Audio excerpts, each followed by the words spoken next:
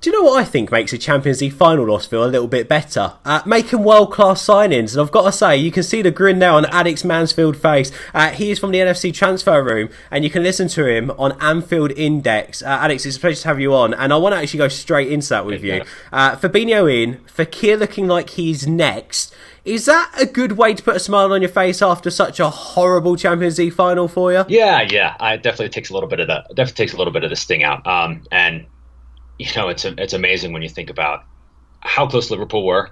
You know, all Kerry's blunders aside, I felt like it was actually a pretty evenly matched game. But you consider that we're now not even a week departed. You have Keita guaranteed coming in and Fabinho guaranteed coming in, looking, as you said, like Fekir's on the cusp. And now you have the team that got to the Champions League final, plus 3 potential world-class midfielders in the span of less than a week. I mean, it's impossible not to be happy. It's impossible not to take a little bit of the sting out.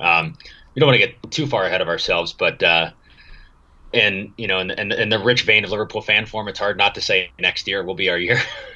But yeah, all things are rosy. We'll chop that up. We'll chop that up and make sure you never forget it, just in case. So next year will be our year. We heard those words here. We can put it on loop for a while, but.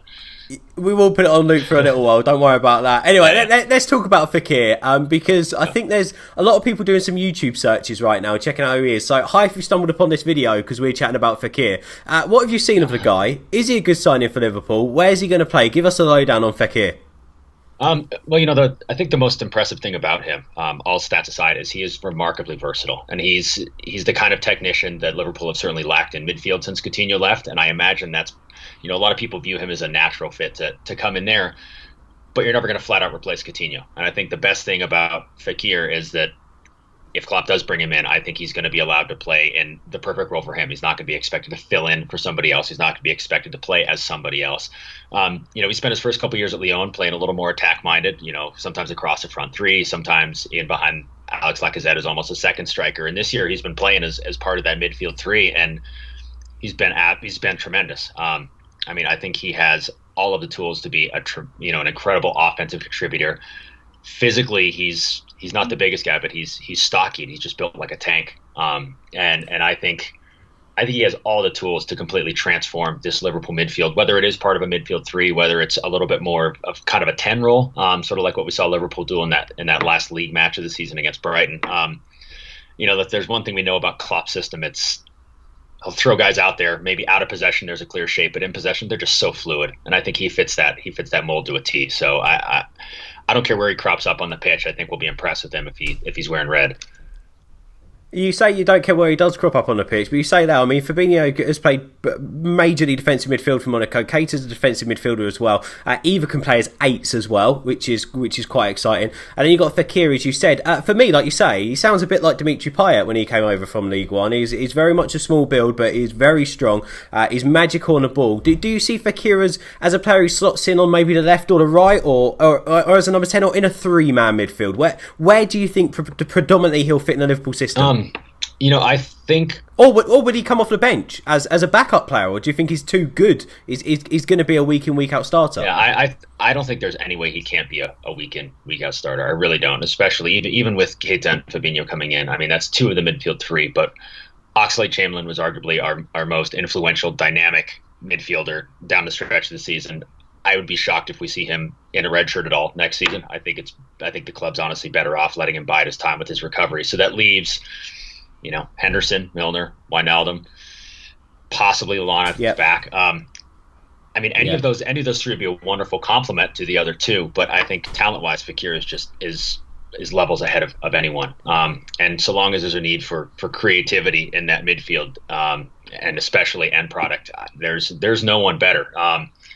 You know, that being said, obviously Liverpool's biggest Achilles heel has been against teams that play the low block, teams that like to hit them on the counter, and in setups like that. Might make sense having, you know, a Fabinho and a Keita, or a Fabinho and a Milner or a Wijnaldum sitting as kind of a 2-man holding midfield, giving them a little more balance. In which case, he can just kind of roam and interchange the front 3 at will. But again, that's the thing I've really grown to admire under Klopp, is that he can put out a lineup that looks, you know, you can see on paper where people are expected to line up, but he's created a group of really, really versatile players who can play across 2 or 3 positions. And I think if we, if there were injuries to the front three, I think Fekir could deputize pretty much any of those front 3 positions. I think he's that versatile. He certainly doesn't have the pace of a Salah or a Mane, but he has the understanding of the game, the touch, the link up ability to play anywhere across there. So I think he's really a tremendous all tools player if he does come in. You sound excited about him, mate. You sound very excited about him. Just a little bit. It's a great season last year, but do you have any worries about him jumping from French football to the Premier League, or do you think that he's got it in him to really smash whatever's in front of him? I think that's always going to be that's always a valid concern. And it's interesting seeing prior to Mo Salah, the past the 3 reigning PFA players of the year all came from France. Mahrez even coming from the second tier, and his only prior experience in English football was in the Championship, the year the year that he helped get Leicester back up. And so it's one of those things where you can never definitively say one way or another, but given Fekir's skill set, and especially given the physicality that he possesses, like you said, comparable to Payet, but lacking the size, making up for technical ability, I think he could do just fine in a Premier League midfield. There's certainly going to be growing pains. I mean, thankfully, we don't have to worry about a rainy night in Stoke anymore. But that doesn't mean that there aren't those. That doesn't mean that there aren't those just knock down, drag out, get the rainy nights everywhere. Yeah, there's rainy nights everywhere. Rainy nights everywhere. There are big rock defenders and midfields everywhere, and so I certainly doubt it'll be as open as the French league. I think they had the highest scoring domestic league of any of Europe's top 5 this year. So It certainly won't be that open. But he's a gifted footballer, and I'd expect him to maybe not hit the ground running, but find his stride pretty quickly. A lot of goals in League One last season. And I mean, you've bought in Fabinho as well. Just quickly moving on, you bought in Fabinho too. Fekir on the way. Keita's already done, as we know.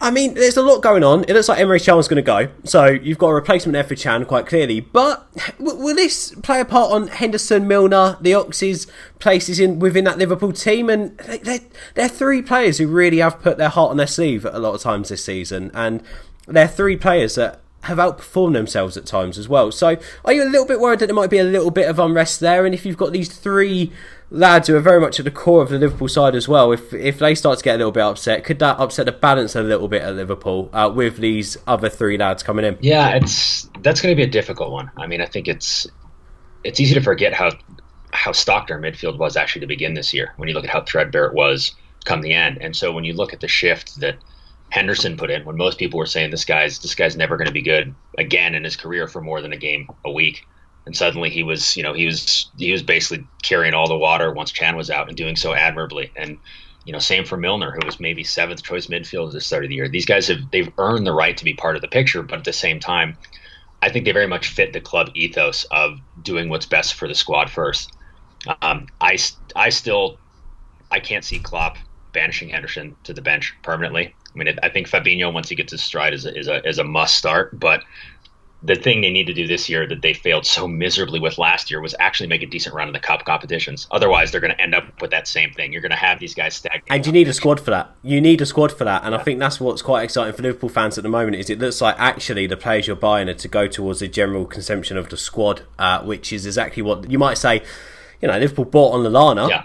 Apart from that, didn't make any other changes. Whereas, Madrid went to the bench. They had Asensio there. Bale came on. There were changes aplenty there for Madrid, and that's exactly what Liverpool need to have moving forward, as you said, for these cup competitions and for a prolonged Premier League campaign, and to constantly change up tactics as well. Yeah. Change up teams, confuse sides. Yeah, that's exactly. what Liverpool need to do, right? Yeah. I mean, it accomplishes so much, and Liverpool have some talent waiting in the wings. Some homegrowns, the likes of Ben Woodburn, the likes of Harry Wilson. The problem was, because they crashed out of the EFL Cup, the first round that they played, because they crashed out of the FA Cup so early, none of those guys got any real beneficial match experience. They were sitting there stagnating at under 23 level. So Wilson went out on loan, but this is essentially a lost year for Woodburn, who was expected to potentially be able to come in as an impact sub or even a rotational starter. Yeah. Yeah, it starts at 3, doesn't it? Yeah, okay, 1 second. Sorry, mate, you cut out there. Sorry, mate, you not throw away. You just cut out there. Yeah, it's hard not to.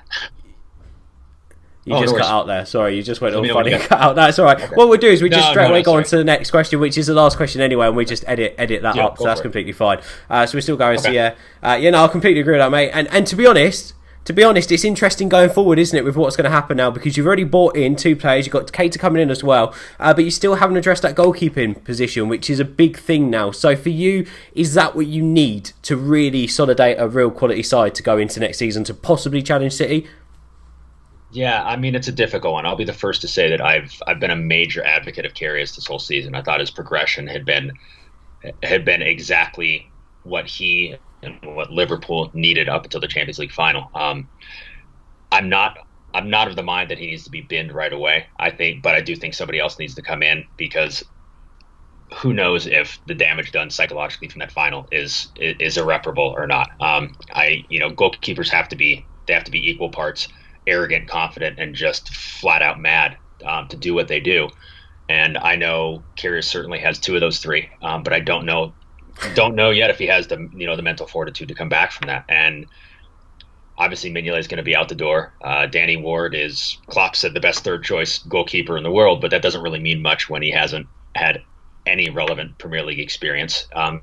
Wouldn't be willing to trust him with the number 1 shirt. So getting in the likes of someone like an Alisson, or if we're talking best case scenario, Jan Oblak, it really is a game changer. I'm not one of those folks to speak to how many extra points that'll get you per year, but just the sheer confidence alone, and that, the composition of that spine now back to front. What Klopp and Michael Edwards have done in the past few seasons is already amazing. But if you add a world-class goalkeeper to that, we're kind of going to we'd be living in dreamland if it happened. But I think it's more of a need than a want at this point. Go on, give us one name. Who? One name. Go on, just one name. Who would you want if you got to pick out of any goalkeeper? One name. Give us one. I think Jan Oblak's the best in the world. I really do. And if his release, if the contract rumors are true that he has not signed a new contract with that extortionate 160 million plus release clause, his current release clause is only 10 to 15 million more than what Roma are asking for Alisson reportedly. And Alisson's an incredible goalkeeper, but my one hang up on him is he's never had to prove it on the biggest stage. And if Liverpool fork out 90 million for him before the World Cup and he goes on to have a Karius moment there, then you're 90 million short and you're stuck with the same confidence issues. So Oblak would be my... Who would want to be a goalkeeper? Who would want to be a goalkeeper? And I think we'll leave it on that. But positive, the transfers are being made. You're happy. I think other Liverpool fans out there are happy. Make sure you hit the subscribe button. Make sure you give a comment below. Alex Mansfield, you can check him out on the LFC Transfer Room. You can hear him on Anfield Index. Alex, thank you so much for coming on, buddy. And whenever the next piece of Liverpool news is, hopefully we'll see you back here again. And I would love nothing more, man. Take care and enjoy the rest of the Thank you, mate. See ya. Take it easy. Bye-bye. Cheers, Alex. So I've got to run, mate. But thank you so much for